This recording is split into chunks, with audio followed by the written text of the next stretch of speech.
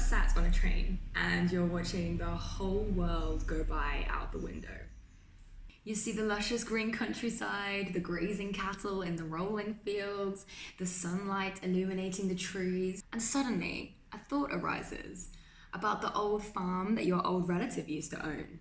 And then a subsequent thought arises about the animals you used to feed there. And you begin to wonder how your dog is doing at home without having its meal yet. And then you begin to think about your old dog that is no longer there. Suddenly, you drop the unnecessary chit-chat in the mind and you come back to the picturesque scene out of the window.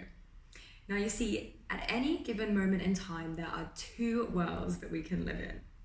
One that is aware or one that is asleep. In Tibetan Buddhism, they call it either normal awareness or meditative awareness. When we were watching the world go by out of the window, we weren't thinking. We were present with life and its beauty. Yet we then got dragged into unconscious identification with the mind. We fell into a sleepy, limiting world. We were lost in the past and the future. In turn, we failed to truly see the world around us and we missed the wonder of the present moment. Around a month ago, I arrived in Mumbai in India, and anyone that has ever been to a city in India will probably understand that presence isn't just a luxury here, it's actually a complete necessity. Firstly, because everything is fantastically outlandish and otherworldly. Every gaze in any direction presents an intriguing new scene to behold. Secondly, because if you lose your awareness of your surroundings for even a second, you may have walked straight into the path of a cow or a tuk-tuk, or tripped into a hole, or stepped into something that you really don't want to step into. India is incredible, and as I walk around the busy streets here, my thoughts are only necessary ones. All mindless chit-chat subsides. India is always a great teacher for me when it comes to present moment awareness. Every time I come here, I seem to have these kind of deepenings of sorts, whereby I find myself even deeper into the present moment and with this kind of more thorough understanding of the fact that it is all that we have, that we could be lost in an imaginary future or an dead and gone past. Constantly, if we allow ourselves, our mind, to take us there. Or we can choose to dwell in the present moment, which is unfolding right before our eyes. Now, we can learn how to observe our thoughts, and in doing so, we begin to disidentify from the mind, from the thinker, from that voice inside our head. And this really heightens our ability to stay present because we continuously wake up from thoughts and choose to come in to that present moment awareness. So through developing our witness consciousness and really watching what's actually going on in the mind space, we choose to dwell more in the present moment because we see how many of our thoughts are actually recycled, just going round and round and round.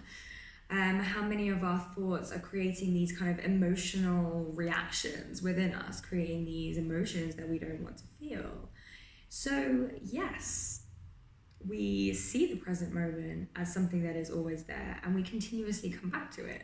If we have been lost in the illusion of thoughts for the majority of our life, we are pretty hardwired to following thought patterns and constantly entertaining the incessant thought train running through our head. But the present moment can be deeply satisfying to dwell in. It can really enable us to connect to nature, our loved ones, our creative side. It will help us to connect to ourselves more deeply. The present moment is away from thoughts, and when we are away from thoughts, we are resting in our beingness, and this awakens us to deeper states of being, such as peace, joy, and love. The thinking egoic mind, however, likes to label and interpret and foresee and self-analyze and catastrophize. It's overprotective and it drags us into a world that is illusory, a false reality, a matrix of sorts. Yet the present moment is more representative of what we are beyond the mind because it is thoughtless. Learning to become more present is actually a practice that we get better and better at the more we do it. And unlike other things that we practice, this can be done at any time. The present moment is always with us. So at any moment, what we can do is we can choose to drop our thoughts and come into the present moment, into thoughtlessness. Whether it's watching a sunset, listening to a loved one, or even whilst doing tasks that are simply just a means to an end. For example, brushing your teeth or washing the dishes. Feel into the moment. What are your senses experiencing? Remember, you are not thinking about it. You're not drifting off into thought. You're alert, you're aware, and you're aware that you're aware. Now, of course, after directing ourselves to the present moment, eventually we will get sucked back into identification with thought, sucked back into the mind and its dialogue, and we'll lose the present moment awareness. But that is totally fine. You know, we've spent our whole lives lost in this world, so of course it's going to be difficult to stay in the present moment. The thoughts themselves, they want to be thought. So when they come, they drag us in, they drag us under. So yes, the thing is that it doesn't matter how long you stay in the present moment. It matters how many times you redirect yourself back to it. Because that is the moment through which you wake up.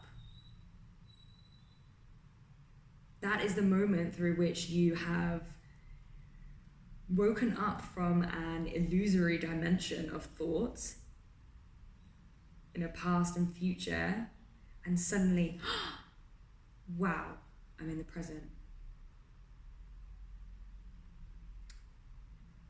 I do find that it's kind of a yo-yoing between these two dimensions, backwards and forwards. I must say that since practicing presence over the years, it's kind of changed my attitude towards a lot of the things that I do.